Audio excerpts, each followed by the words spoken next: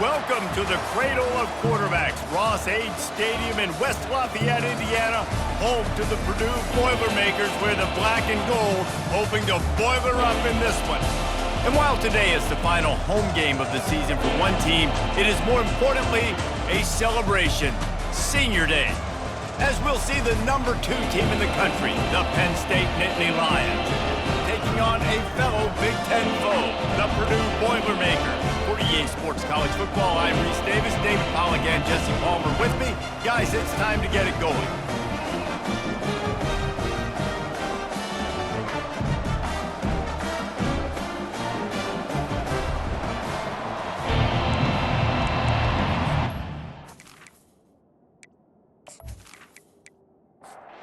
And the Nittany Lions will get us started with the opening kickoff. From inside his own 10, he'll try to help out their field position. Buys just enough space to cross the 25. Let's mark it at the 27-yard line. So Purdue's offense takes the field for the first time today. And here comes the big fella, a staple of this aerial attack, Jesse. And he's a guy they can line up all over the field, David. There's matchups out there waiting to be taken advantage of. Yeah, and it's so nice to be able to do that. It makes it easy to play quarterback when you can feature a guy like this that's fast, big, and strong. Looking for a crease, it's McCoby. They opened the lane, and he hit it a gain of 5 out to the 33. Now they'll face 3rd and 4 in their first possession of the game. From the gun, wants to pass. Complete to the right. Good job running that route to get past the sticks because he got nothing after the catch. From the gun, running back on the move. And the defense stops him just short of the first down. Maybe needed a few more chain links to move the sticks. Leaves it with the back. The Boilermakers get it past the sticks. They'll put it in play from the 41 on first down.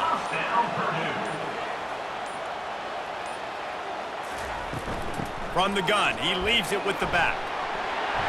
And a 9-yard gain on first down leaves him with 2nd and short.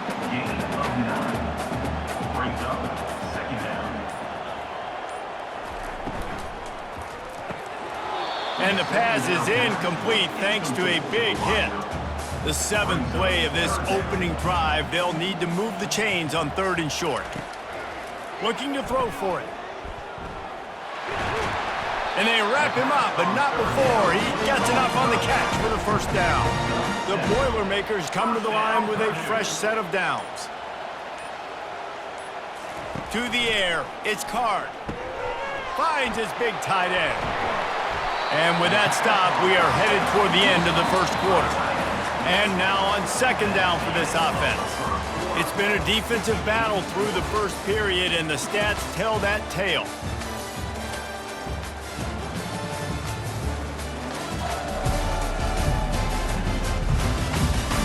Let's see if the offenses can find a little rhythm as we start the second quarter. From the gun, they'll try to impose their will. They bring him down, and he's going to lose a yard on that one. They'll come to the line needing 4 yards for a first down. They're already 2 for 2 on this drive. The play-action fake.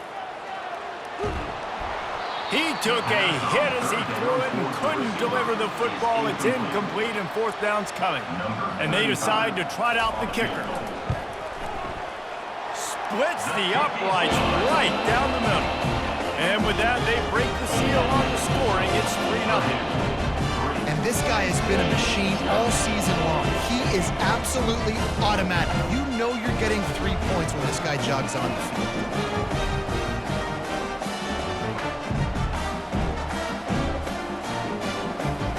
So after putting 3 on the board, the kickoff team is out there ready to boot it away.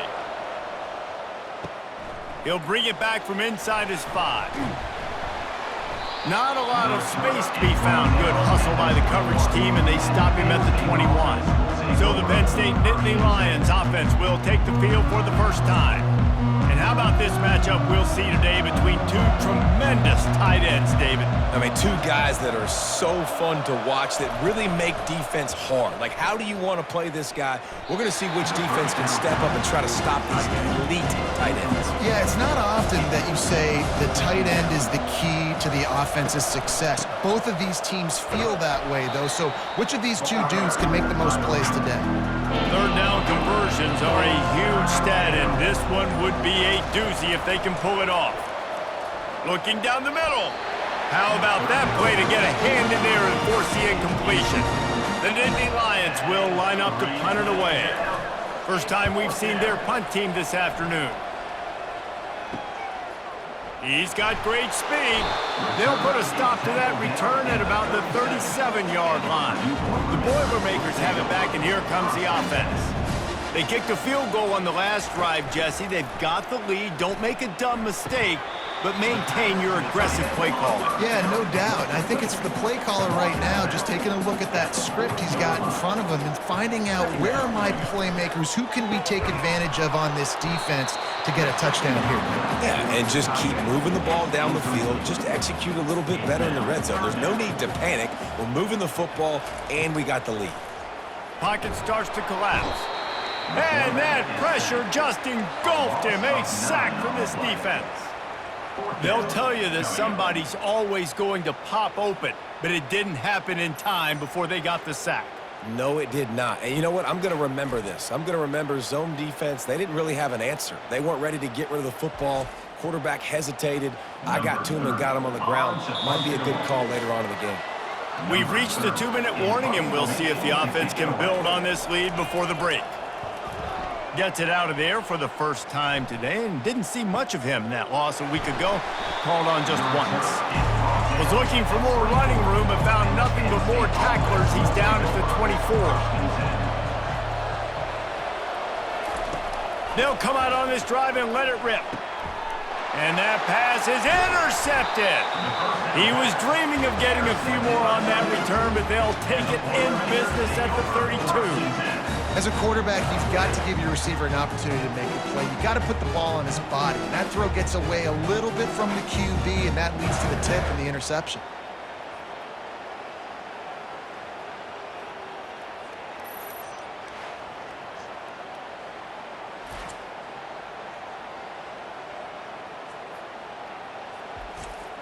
The Purdue offense heads back out to the field.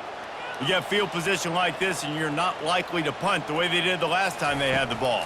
Yeah, great job by the defense, setting them up in an opportunity to get some points on the board quickly. This is an opportunity you've got to capitalize on this field position. You must come away with points here if you're on offense. Catch in the middle. It's McCoby. And the completion gives him a fresh set of downs and keeps this drive moving. The offense will have to use its first timeout of the half. Inside the 15, 1st and 10 from the 14. He's going to pass. Right through his hands, incomplete. I think he knew he had a chance for a big play, but it'll be second down. Misfired on the last play. They'll go back to the air. Gets it out fast. They'll get it down to the 8-yard line on that throw and catch, and the defense is backed up against the wall. Looking downfield, it's Card. He wants it all. And it's incomplete as he was trying to make the play in the back corner of the end zone. Now on 4th down, they'll send out the field goal unit.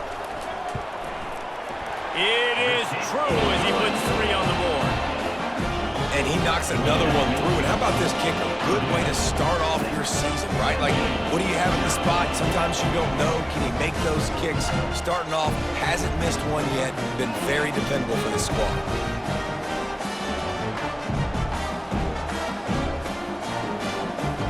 So they get the field goal, now about to kick it away, and you get a stop here, and you go to halftime feeling really good about things. He'll start the return inside his 5. Didn't find any crease in that kickoff coverage, and he'll be stopped at the 17. Inside 30 seconds to play in the half. We'll see how aggressive they are on this drive. Hits the spin cycle. That may not look like a huge run, but they'll take it as it gets them up to the 24. That's going to wrap up the first half here, and now we join Kevin with the halftime update. fellas, yeoman's work so far in West Lafayette today, and welcome into the halftime update. And I get it. A lot of coaches will say the difference between winning and losing comes down to stopping big plays and getting big plays. But if you ask me, it's more about how good you are on third down and how efficient you are in keeping drives alive. Those two stats can help you break the will of even the best defenses and help you come out on top. And with that, let's send it back to the guys at Ross-Ade Stadium. Here he comes from inside his own 5. Not a lot of space to be found. Good hustle by the coverage team, and they stop him at the 21. The Nittany Lions going back to work on offense now.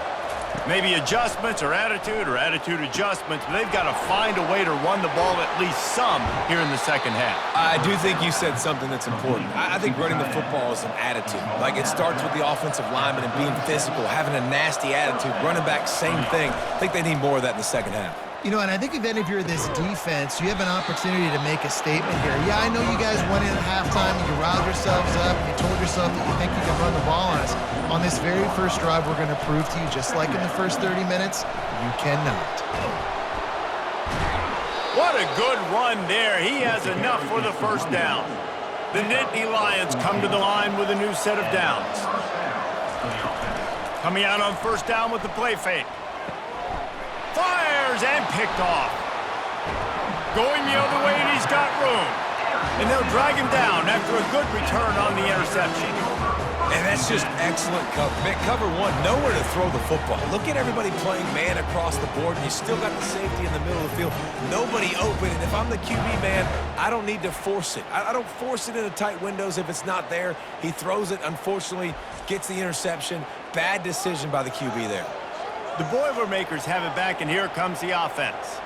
And when your defense is performing like this, pitch, and it's intercepted. A turnover from the defense. Made that play and was hoping to make another one on the return, but they'll take it in business at the 41. Well, the defense comes away with the pick there with their nickel personnel. And I think moving forward, if you're on offense, when you see that personnel on the field, you want to run the ball against it because you got smaller guys out there. Or if you're going to throw, think about quick screens outside when you have tight ends flexed on the perimeter, bigger bodies blocking smaller guys. Offense getting set for first down. Use the play fake, now to throw.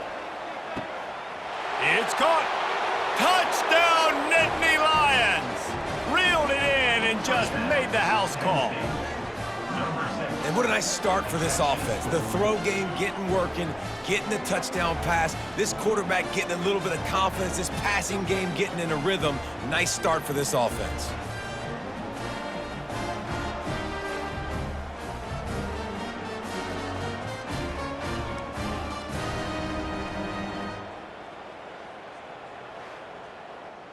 On to attempt the try.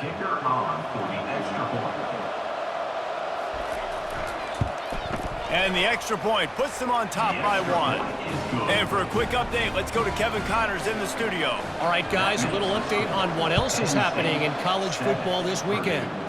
K-State has the lead right now. The Little Apple has been buzzing all week, but this game is hardly over. There is time left on that clock. They're up by 9 over Arizona State. On the move, it's McCoby. We'll circle back. If anything big happens, you should know about it. And how about that one? Kevin will be keeping an eye on everything going on elsewhere. They feed him again. They finally get him on the ground with a big running play moves the chains for the first down. Here's this offense with a fresh set of downs. Running back searching for a hole. And sticking to the run. I'll tell you what, a lot of teams that are really good are really stubborn, and they continue to run the football even with little success. So this offense is going to continue to focus on running the football, you can tell.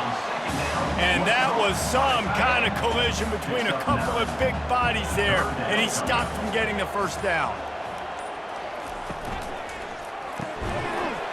And the pass falls incomplete. That's how we'll wrap up the third quarter of play. But now, time for the fourth quarter. We've come to the end of the quarter, and it's Penn State on top. Let's take a quick look at the national rankings to see how this playoff race is shaping up. When you're dealing with a deficit like this, it's all about somebody stepping up to make a play, and you might as well start here in the fourth quarter. He'll try to throw and pick up the first down. Makes the catch past the sticks. Turns out to be an easy conversion for this offense as they move the chains on fourth down. Running back goes in motion. He'll come out throwing on first down. And this will be incomplete. A big hit there forces second down. Couldn't make the connection last time. Let's see if they throw it again. From the gun, the ground game. And he's able to shed one tackle, but still just a very short gain. Hoping to help their kicker out with a few yards on third down, because from here, it would be a 58-yarder. Always a welcome play for the defense as they get a sack at the 47. Just a great job defensively, making him go through his progressions, and he really didn't have time to do it. And that's exactly what you do in zone coverage. You drop in your spots, you read the quarterback's eyes, make sure you take away that quick stuff, and a great job rushing the passer and getting the sack. The Boilermakers will punt this one away. This will be the second time they've had to kick it away. The punt goes out of bounds, and a nice job to get them backed up. I think they'll spot it right around the 15. Penn State sends the offense back onto the field.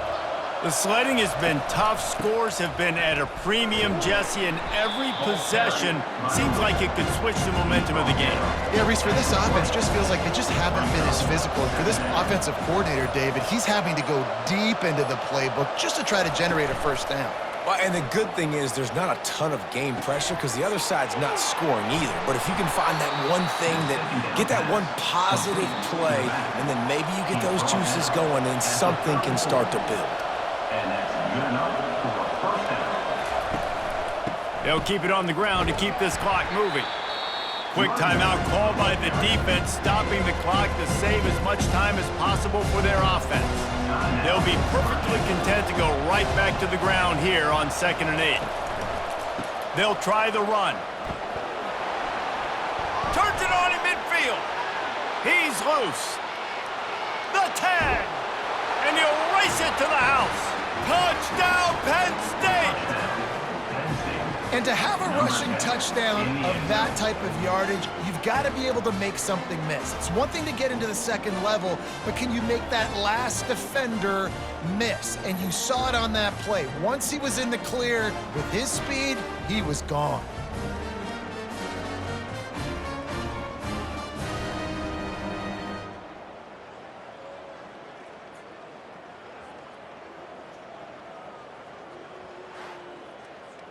They'll try to tack on an extra point here deep in the game. And he splits the uprights and pushes the lead to 8 here in the fourth. About to kick it away after scoring the touchdown. 14, Purdue 6. Looking for an alley from inside his own 10. Not a lot of space to be found. Good hustle by the coverage team, and they stop him at the 21. The Purdue offense heads back out to the field. They'll start this drive with a pass. And it's incomplete. If you're going to take a hit like that, you might as well hang on to the ball. Let's see what they've got on 2nd down. Dropping back, it's Card. They're bringing heat. And he can't find anyone open, and down he goes. A sack here late in the fourth. On 3rd and long, a check down would be the last resort. The receiver was doubled, and they picked it off. And they'll close in on him after a good return on the interception. And that just kind of caps off this day. It's been a day with not a lot of rhythm, not a lot of timing, not a lot of guys on the same page, and they weren't right there, and the quarterback throws an INT, and this one is not looking good.